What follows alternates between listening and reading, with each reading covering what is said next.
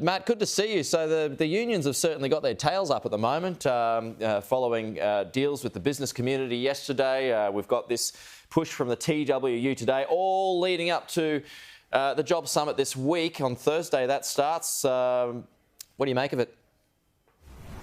Well, I think, Peter, most Australians are asking themselves, what's in it for me here? Like, it does seem to be a bit of a inside the club deal, this Jobs and Skills Summit for the union movement and for some elements of the business sector. But it doesn't seem to be, what is this actually solving? What are the problems that exist in people's average lives that this is going to help alleviate? And when I get around talking to people, one of the biggest problems at the moment is people just managing their budgets and paying their bills. Electricity prices due to go up significantly later this year as well. There's nothing out of this summit here about how that helps people. We don't have a shortage of jobs in Australia.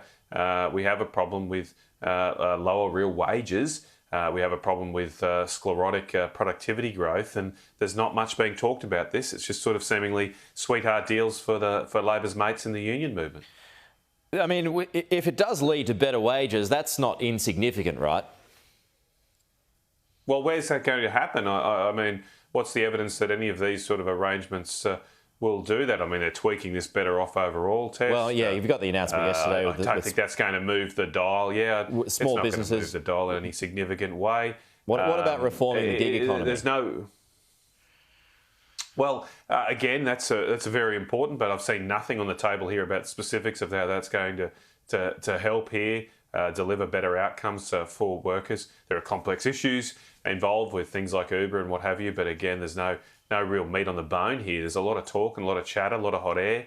But as I say, how does it connect to people's real lives? How does it connect to the issues that people are facing right now in Australia? It doesn't seem to be that connection. In terms of wages and lifting wages, I mean, what we've got to do is lift our productivity. And wherever we're making electricity more expensive, wherever we're putting more red tape on farmers and industry, wherever we're stopping major projects like this government has done, that's going to hit our productivity. It's going to impact the amount we produce as a nation. And if we produce less, there'll be less for wages for all. That's the only sustainable way to lift real wages, and there's very little discussion about productivity from this new government.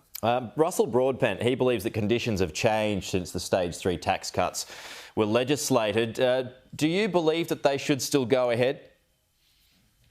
Yes, I do, because I think particularly our tax rates on labour, on income from labour are very high relative to world standards, and that does limit again our productivity growth, our competitiveness, and we've got to maintain that. So I always appreciate Russell's views. He comes always with different perspectives, and he's worth listening to. But I think he's wrong on this one. We have some of the highest personal income tax rates in the world, and they cut in at some of the lowest levels of average incomes. And so it's a good reform that the previous government had in place to align us with the rest of the world, attract the best talent here to Australia. And again, that's how we're going to become more productive. That's how we'll grow our economic pie so that all can share more and have a fairer share of that and deal with this cost of living crisis.